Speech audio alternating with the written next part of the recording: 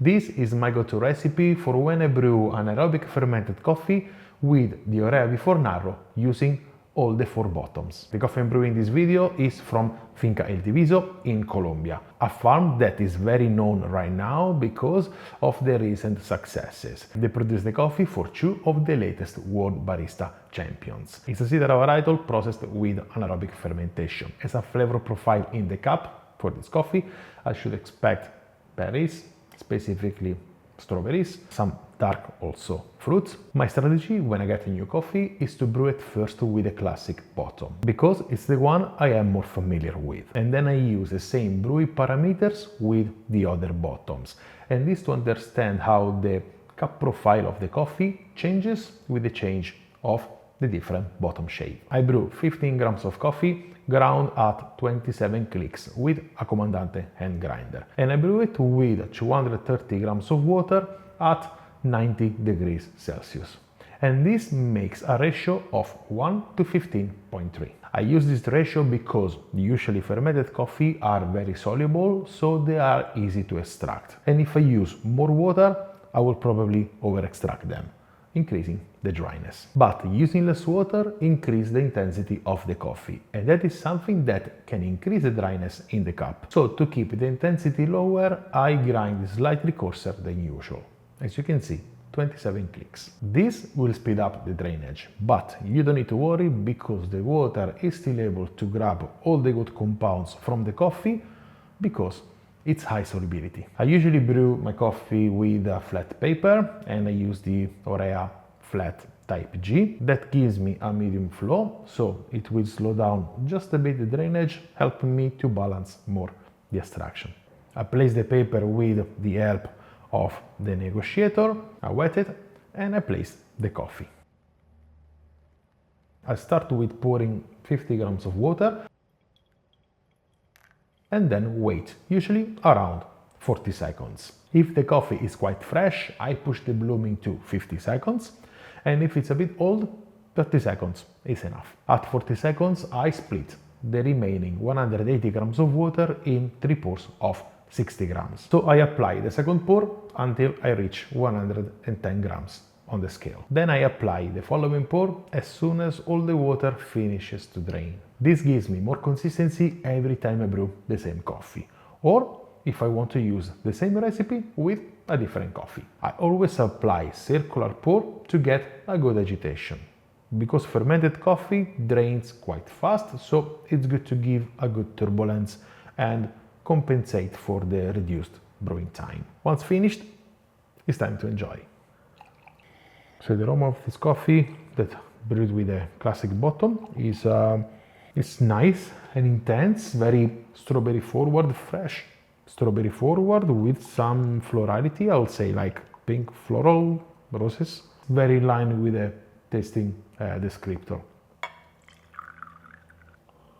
Taste-wise is very juicy and floral. First characteristic, fresh strawberry, spot on. Some floral as well, but fresh strawberry is the main character of the coffee. The acidity is medium, citric and also malic, also like stone fruit acidity, like plum, for example. Medium sweetness, the coffee is very balanced. It's a clean cup, not too intense, but is very balanced. The thing that I really like of this coffee is the aftertaste. It is very controlled, it's not dry at all, it's very clean, smooth and lingering. That's something that I usually struggle a lot with anaerobic fermented coffee. It's kind of like a lot of flavors, a lot of punchy fruitiness, but it starts to be dry, it starts to be a bit unpleasant. Kind of like you have 2 sips of the coffee and then it's enough. With this method I found more pleasant because I have less intensity. You still have the good flavors forward, the fruity flavors, but they're not like so overwhelming that you cannot finish the cup. And also the structure keep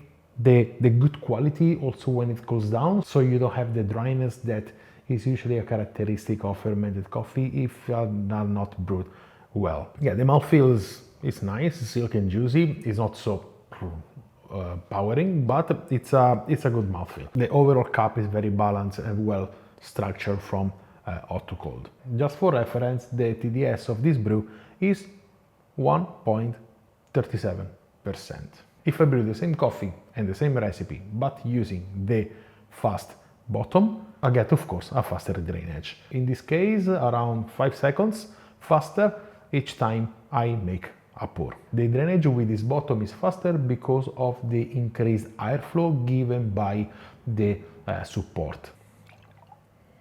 So the aroma is the same as the one brewed with the classic bottom. Very fresh strawberry, floral.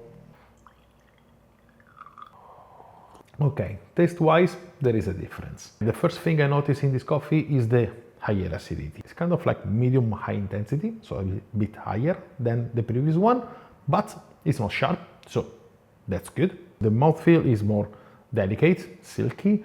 The aftertaste is medium lasting.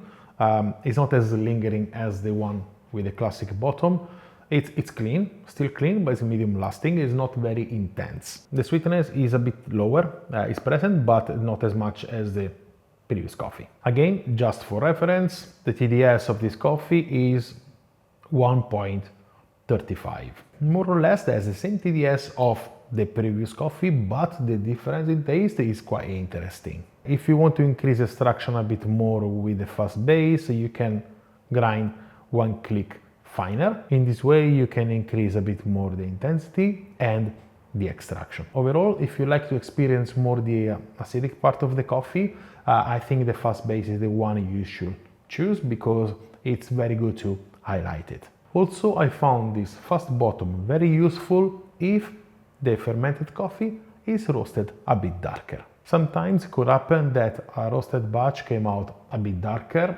Unfortunately, you can easily spot it with this kind of coffee. And with the fast bottom, because of the reduced contact time in between coffee and water, you can balance the coffee a bit more and reduce the roasty characteristic. Now, if I brew the coffee with the open bottom, I get at the beginning a regular drainage in line with the classic bottom, and for the last 2 pours a more slower drainage. This is probably caused by the more migration of fine particles in the middle part of the bottom of the paper, where the flow of the water in the open bottom is focused. Okay, the slower drainage changed the characteristic of the coffee. The aroma is good, it's good intensity, but is more on the dark berries, dark fruits, or ripe strawberry as well, and there is no floral anymore, but it's very nice and sweet. Okay, the sweetness is higher. It's lovable, I love it. The sweetness is so good, it's so juicy. Also the mouthfeel is juicier, also like jammy. You can feel like a lot of like strawberry, cooked strawberry, like compote, berry compote. It's really sweet, it's really good. The acidity is lower, it's there, it's present of course, but it's more round. The aftertaste is good, it's sweet, good intensity, but it's a bit dry at the end. Probably given by the longer contact time in between coffee and water right at the end of brewing. To eliminate this dryness, I will probably grind one click coarser, and that is to just speed up a bit more the drainage at the end of brewing. Another way I can fix this dryness is changing the pouring pattern. So instead of doing 4 pours, I will do 3 pours. The 50 grams I will keep the same, but then the 180 grams I will split it or 2 pours of 90. So we'll do like 90, then wait until it drains, and then the following 90. Or 60 and 120. We need to check which one will be better. But this is probably what I will do also. Because doing 1 pour less, it will reduce the migration of fines in the bottom. So it will drain faster. Again, just for reference, the TDS for this coffee is 1.41%. So slightly higher compared to the previous 2. And this is probably because of the increased contact time. With the apex bottom, I get the same flow as the fast bottom. And this is because of these gaps that increase the airflow. Also because at the bottom of the paper, we have a more free surface, and this will increase the chances of bypassing. The aroma is not very intense, to be honest. Fruity, yes, but not with the same intensity. It's less in-your-face kind of aroma that is typical for this kind of coffee. Taste-wise, it's a bit under-extracted. Yes, I can feel it. It's not very pleasant, it's not enough. The main characteristic I get is a kind of like dryness, the cereal dryness in the aftertaste that is a sign of under extraction in the coffee. The sweetness is low, also the body is thin, it's a bit watery. I could grind finer, 2 clicks finer probably, to increase the contact surface in between the coffee and water, and that will increase extraction. I'm not much worried about the bypassing, to be honest, with the anaerobic fermented coffee, because these coffees are high soluble and also have a low density. Low density means that the water can pass through easily through the coffee cell, and that's why also it's connected with high solubility. So I'm not worried in this case to grind finer, and this is to increase the intensity, to increase the extraction of the coffee and make it more balanced. So it can be a good strategy to fix this cup of coffee. It gets more pleasant as it cools down, so it's a little bit dry. I mean, like, still the dryness, but I can feel more flavors in. The mouthfeel increase also. So it gets better, but the overall structure is not good. TDS, again, for reference, is 1.37. So it's similar with the first 2 coffees, but the taste is so different. It's fascinating the different cup profile you can get just by changing the bottoms in this Orea V4 dripper. Now, I have tried to brew the same coffee with the same recipe, but using a conical paper filter and the Apex bottom. Precisely was a V60 paper filter. I usually don't suggest using conical paper filters on the Orea V4 narrow with the Apex base, because I didn't get yet a good result with the coffee that I brewed so far, but I highly recommend using conical paper filters on the Orea wide.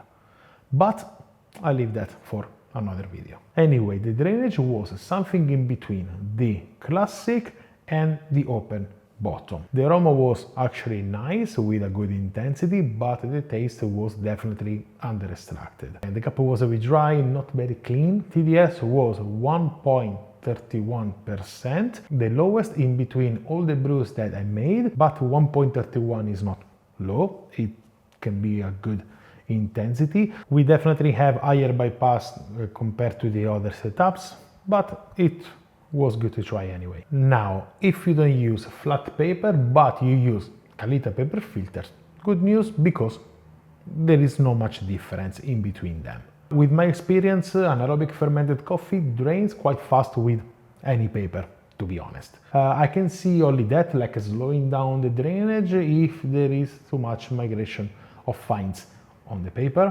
That also depends how much you agitate or how many pours you do with the coffee. Also depends on the quality of the grinder that you have. If your grinder produces more fines and you create more turbulence, of course, like there is a more chances to slow down the flow rate of the coffee during brewing, especially at the end of brewing, like it happened with the open bottom. Maybe with the Kalita paper you need to adjust some variables, but you can still get the same result. A tip I want to give you about anaerobic fermented coffee is that you shouldn't be afraid to grind coarser, and also don't take so much in consideration the drainage and the brewing time. So don't try to match it with recipes that are good for wash coffee, because otherwise you're gonna find yourself grind so much finer that will increase the intensity and extraction. Is going to bring in your cup a lot of dryness and also fermentation taste in your cup of coffee, so it's not good. To balance anaerobic fermented coffee, you should aim for a lower strength,